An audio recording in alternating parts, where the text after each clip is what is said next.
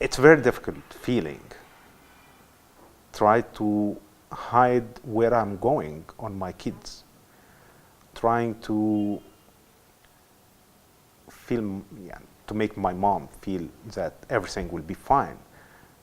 And I know that I'm lying, that everything will not be fine. I don't know if I'm arrested tomorrow,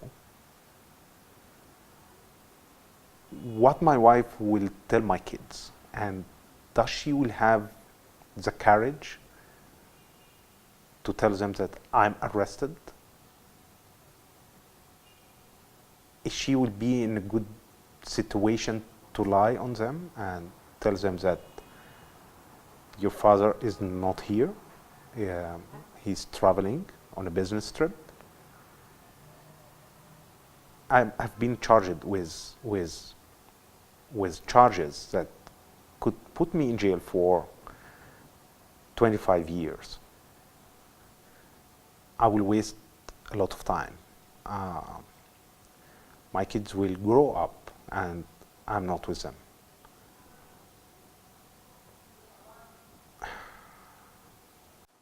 So I'm concerned about all of this. There are so many things in my head, and there are so many questions that I don't want to answer, and I try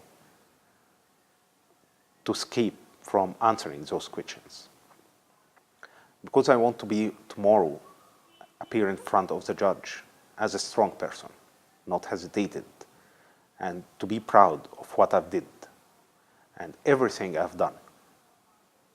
Thinking of all of those questions and try to find an answer, this will make me somehow uncomfortable and hesitated.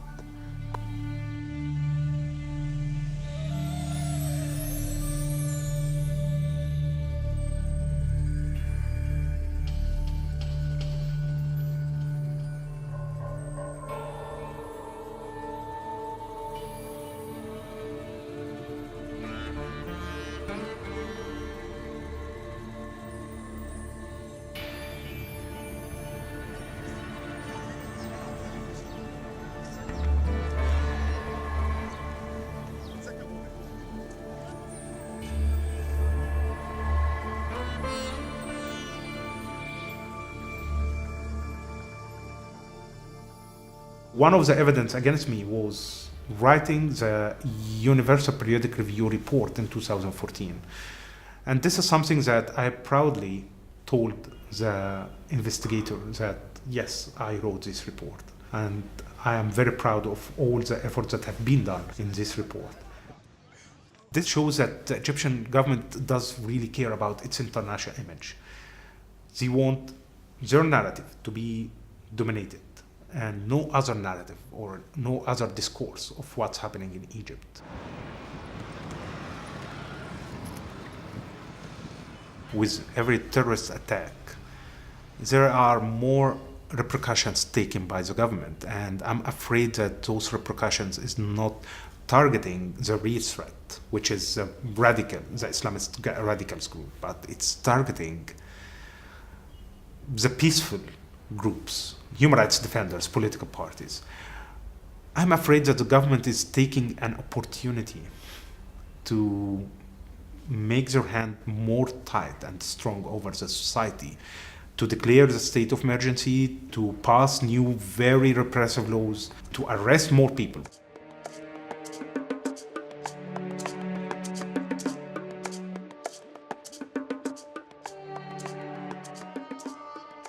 Egypt has been seen as a cornerstone in the stability in the region, but actually it is not.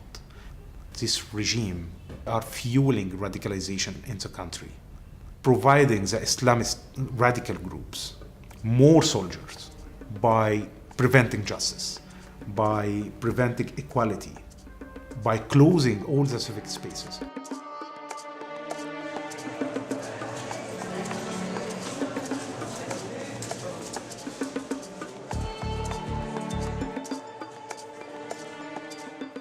The government needs to know that they do need civil society. They do need human rights defenders.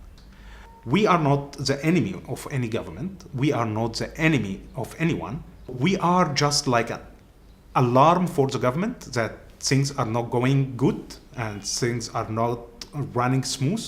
So you need to change your policies.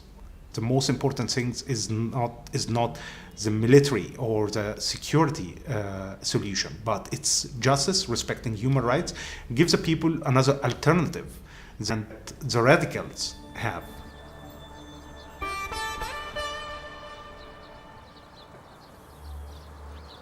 I've been working in the human rights field since I have been graduated from Faculty of Law. But actually, I always dreamed to be a pilot. But now it's very difficult even to achieve this dream, if there is any opportunity to achieve it. But it's very difficult because I never heard about a pilot that under travel ban. I don't stand unjust, and I hate to be silent when there's something I feel that it's wrong. For me, if I remain silent, and for me and for all my colleagues, will not be happy with ourselves, will not be comfortable. But if we choose to be on the side of the government, I don't think that we are going to respect ourselves.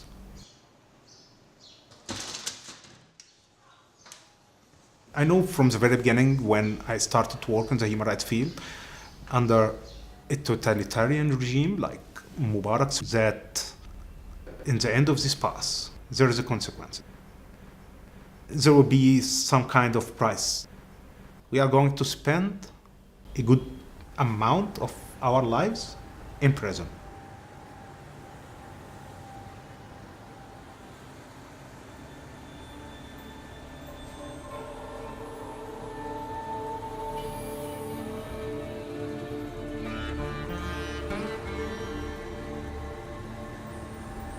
I don't know how I should be prepared to go to prison. But actually, everyone except me should be prepared not to let this happen.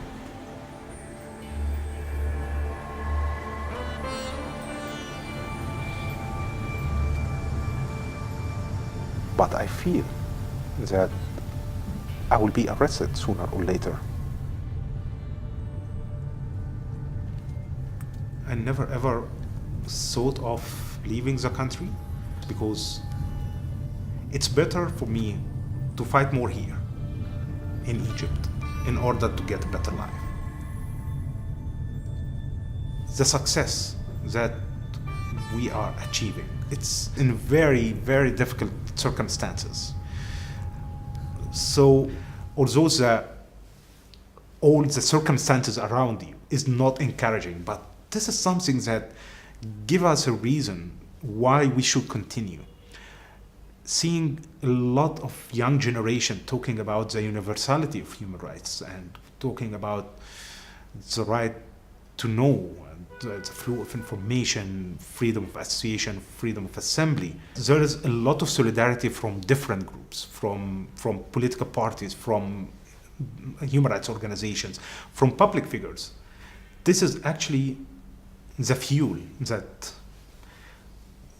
we can, that let us move, and this is actually the food that keeping us alive.